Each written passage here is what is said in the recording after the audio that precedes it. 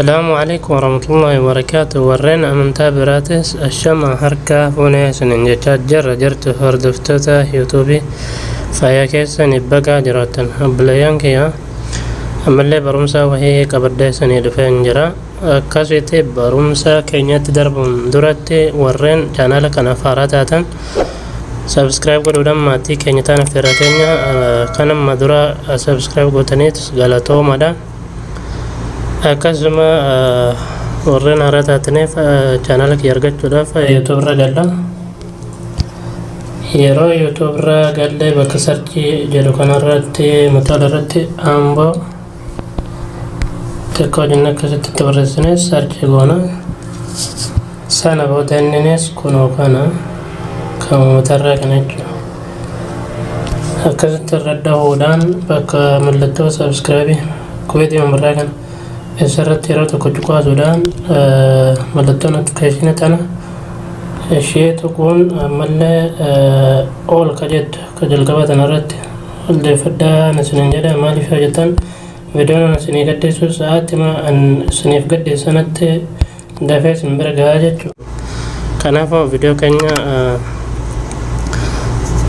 أقط مرات إلى لودان أموتو ربردان فرقنا akkasuma barumsa keenya maali jechuun keessan barumsi keenya irraa aappii tokko wahii qabaddeessanii dhufan jira. Aappichinis maali jechuun keessan hin oolamu ni beektan namoonni baay'een nama jaalatu maqaa isaa takkaahu suuraa isaadha jechuun sa'aatii 24 fuula ofii duraa daboo kan feene jira. Namoota san immoo aappiin kun ni fayyada jedhan yaada.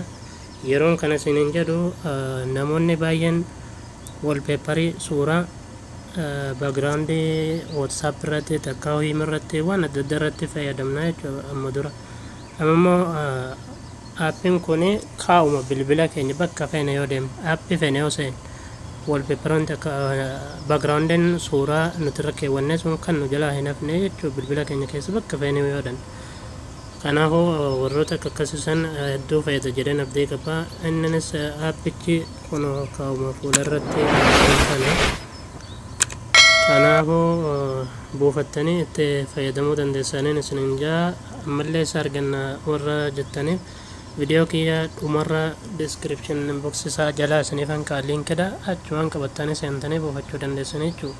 Ammallee ammootu Ilistoorii keessa seentanii maqaa yoo itti barreeffattanis ni dandeessanii jechuudha. Bakka sarchii kanatti jechuudha. Sana booda D E S D S kanuma kun yeroo haala kanaan akka kanatti barreessanii as geessan inni ni baasa kunoo kana. Sana booda aappichinis kunoo kana sila buufadde waan qabuuf open goonetuma irra seennaa ilaallu haala hojii isaa jechuu kun haala kanaan dhufa.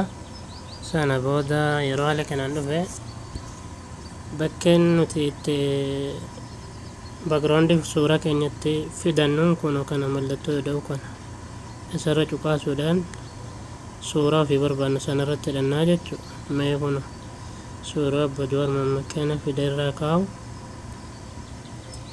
Sana booda mallattoo jalaa tana ni agartan jedha yaada filaasha itti dabaluu fi xiqqeessu jechuudha. Mallee dhiifama waan tanatti bantanii sana booda suurachi yeroo kanatti nu mul'ate kun haala kana. Background suuraa keenya gubbaarratti barroon ni baafna yoo barbaanne xiqqoo duubatti achi deebisna akka xiqqoo mul'atutti. Sana booda mee barraan dhaqeetuma keessaa baanee bakka aappii barbaanne irraa deemnee haa ilaallu.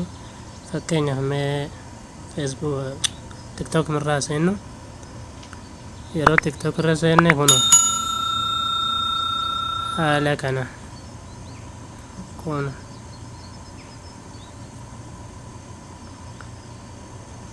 haala kanaan suuraan keenya duubuma ta'aa jechuudha. Mee ammallee Facebook irra galla kun Facebook seennes akkuma sana jechuudha. Backgroundiin keenya naguma mul'ata garuu xiqqoo viidiyoo ilaallu faa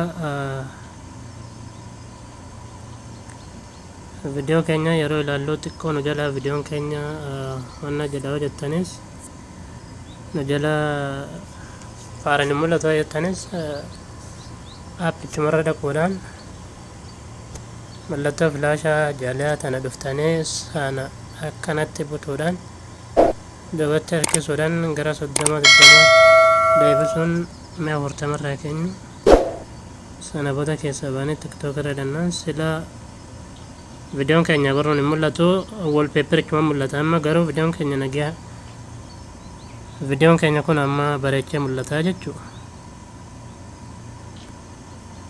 Kono Abba Jawaar Mohammad duubanne jira viidiyoo keenya saaluma kanaan tabsiifnaa jechuudha.